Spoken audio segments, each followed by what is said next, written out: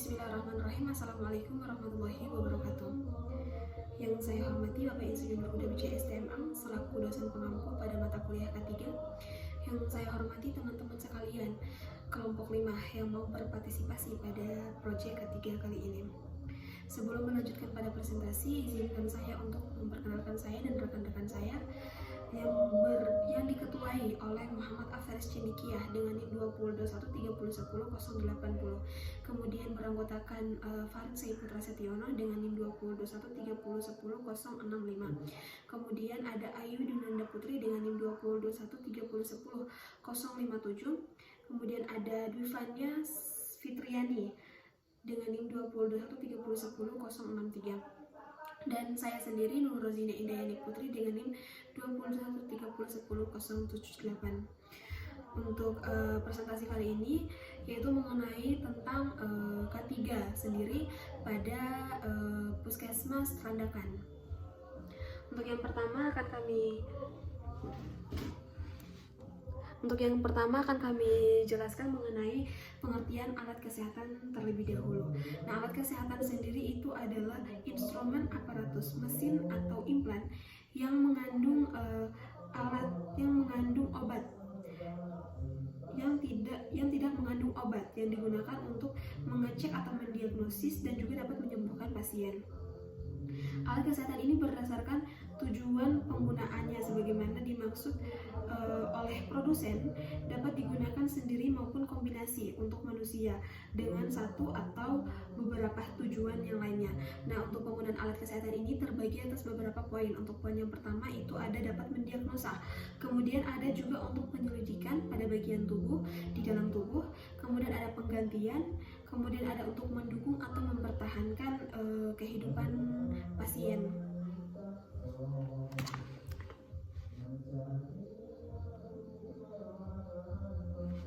Nah, untuk selanjutnya itu ada identifikasi alat kesehatan.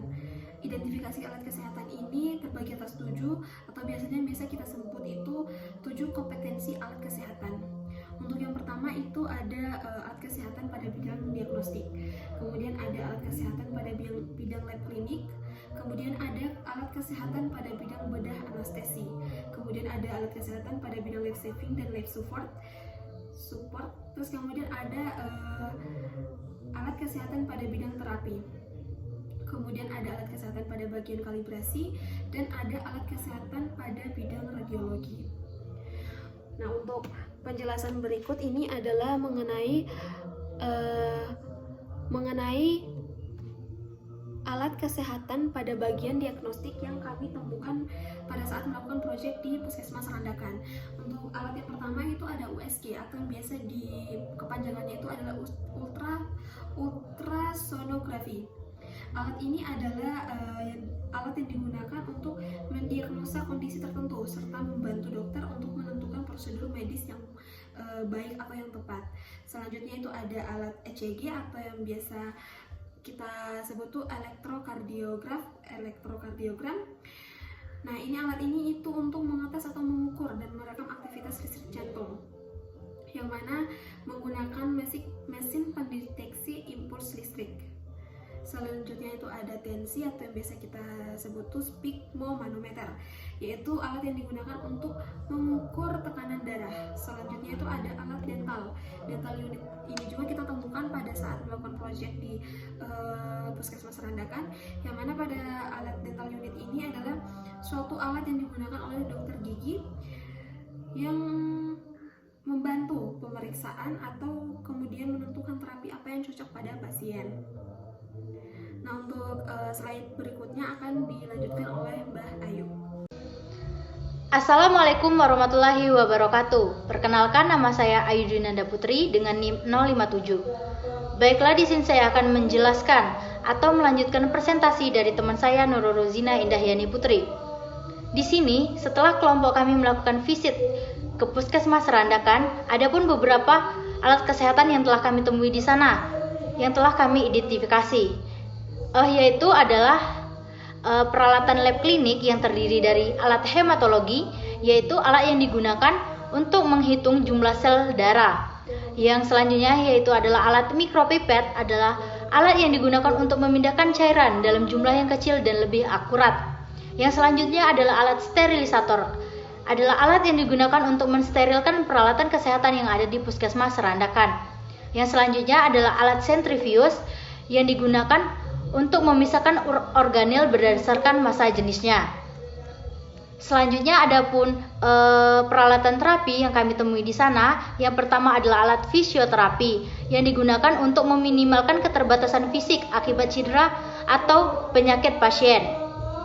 Yang selanjutnya adalah alat TENS yang digunakan untuk menghilangkan rasa nyeri dengan mengirimkan impuls listrik melalui elektroda berbentuk vakum yang diletakkan pada daerah yang nyeri.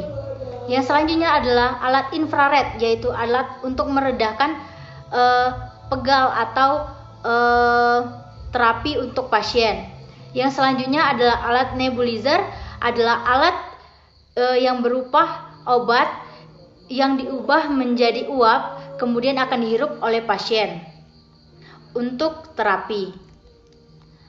Yang selanjutnya adalah alat life support yang kami temui di sana. Ada dua. Yang pertama yaitu adalah alat baby incubator, adalah alat yang digunakan untuk bayi prematur ataupun bayi yang baru lahir agar bayi tersebut memiliki suhu yang sama dalam rahim sang ibu. Yang selanjutnya atau yang kedua adalah alat infus pump, adalah alat untuk mengukur cairan obat atau cairan infus yang kemudian akan dimasukkan ke dalam pasien. Mungkin itu saja penjelasan dari saya. Selanjutnya akan dilanjutkan oleh teman saya yang lain, yaitu Dwi Fanya Fitriani. Wassalamualaikum warahmatullahi wabarakatuh. Selanjutnya yaitu pengelompokan alkes sesuai jenis kelasnya. Yang pertama kelas 1, di mana kelas 1 ini memiliki salah satu contoh alat yaitu tensimeter, mikropipet, dan infus pump. Yang kedua kelas 2A, contoh alatnya yaitu USG, dental unit, hematologi, fisioterapi, TENS, IR, dan nebulizer. Selanjutnya kelas 2B, contohnya yaitu ECG, sterilisator uap, baby inkubator. Dan yang terakhir terdapat kelas 3. Selanjutnya yaitu terdapat maintenance pada salah satu contoh alat. Yang pertama pada USG. Maintenance-nya yang pertama membersihkan luar alat, membersihkan prop atau transducer, memeriksa kabel dan konektor, memeriksa kondisi gel, kalibrasi rutin, pengecekan baterai jika pakai, dan pengecekan kinerja rutin. Selanjutnya pada ECG, yang pertama membersihkan luar, memeriksa kabel dan elektroda, memeriksa baterai, kalibrasi rutin, pengecekan kinerja dan elektroda, dan yang terakhir pemeriksaan kabel penghubung. Selanjutnya tensimeter, yang pertama pemeriksaan luar, membersihkan selang manset, kalibrasi rutin, pengecekan kinerja, pengecekan baterai, penyimpanan yang tepat, dan pengecekan kondisi layar dan tombol. Dan selanjutnya terdapat dental unit.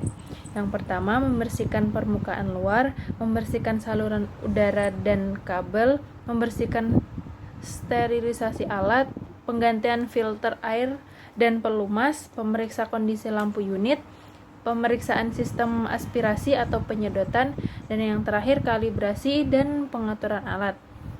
Selanjutnya alat hematologi.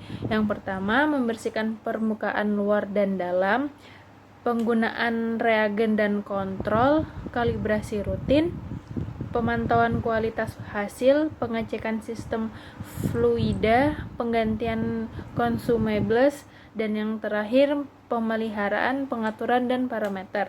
Selanjutnya mikropipet. Yang pertama membersihkan luar, membersihkan pipet dan ujung pipet, pengecekan dan penggantian O-ring dan penggantian filter, kalibrasi, verifikasi, dan penyimpanan yang tepat. Dan yang terakhir pemeliharaan berkala oleh teknisi terlatih. Selanjutnya sterilisator. Yang pertama memeriksa luar dan dalam alat, pemantauan siklus sterilisasi, kalibrasi suhu dan tekanan, pengecekan seal dan kondisi gasket, pemeliharaan sistem kontrol, pelatihan dan pengawasan penggunaan, dan yang terakhir pemeliharaan berkala oleh teknisi terlatih. Selanjutnya yaitu centrifuge. Yang pertama, membersihkan permukaan luar, membersihkan rotor dan wadah sampel, memeriksa sel dan gasket, kalibrasi kecepatan, pengecekan keseimbangan, pengecekan suhu, dan yang terakhir pembersihan pengaturan timer. Baik, di sini saya akan menjelaskan. Yang pertama ada maintenance fisioterapi, yaitu pembersihan permukaan depan, pengecekan kabel dan koneksi, pengecekan sensor dan elektronik, pengecekan kondisi bantalan dan alas, pemeriksaan alat pengukur dan display, pengecekan bagian yang bergerak seperti roda, pelatihan dan pengawasan penggunaan. Dan yang kedua ada maintenance stance, yaitu pembersihan bagian luarnya, pengecekan kabel dan konektor, pengecekan elektroda, pemeriksaan baterainya, pembersihan dan pemeliharaan kabel elektroda, pemantauan tanda-tanda kerusakan, dan pemeliharaan berkala oleh teknisi terlatih. Selanjutnya ada maintenance infrared. Yang pertama pemeriksaan luar alat, pemeriksaan lensa atau sensornya, pengecekan sambungan kabel, pengecekan baterai atau sumber daya, kalibrasi dan verifikasi akurasi, pemeriksaan suhu, dan pemantauan kondisi mekanis. Dan selanjutnya ada maintenance nebu. Sini yang pertama ada pembersihan setelah setiap penggunaan. Selanjutnya di desinfeksi berkala, penggantian bagian yang mudah rusak, penggantian filternya jika ada, pemeriksaan kondisi kabel, penyimpanan yang tepat, dan pelatih dan pengawasan penggunaan. Selanjutnya ada maintenance baby incubator, yaitu yang pertama ada pembersihan luar dan dalam, pengecekan suhu dan kelembapan, pengecekan sistem pemanas, pemeriksaan sensor oksigen, penggantian filternya, pengecekan sistem dan pelatihan dan pengawasan penggunaan. Selanjutnya ada maintenance infus pump. Yang pertama pembersihan luar alat, pembersihan interface pengguna, pengecekan kabel, pengecekan infuse line dan kebersihan konektornya, pengecekan akurasi volume trig, pemantauan alarm, dan pengecekan baterai lalu dikalibrasi. Lalu di situ ada kalibrasi centrifuge.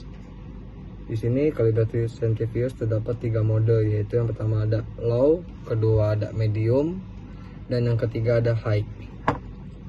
Pada yang low, pada kalibrasi yang telah kelompok kami lakukan, didapat hasil nilai pada alat centrifuge dengan menggunakan alat kalibrasi taco adalah 572,5 rpm.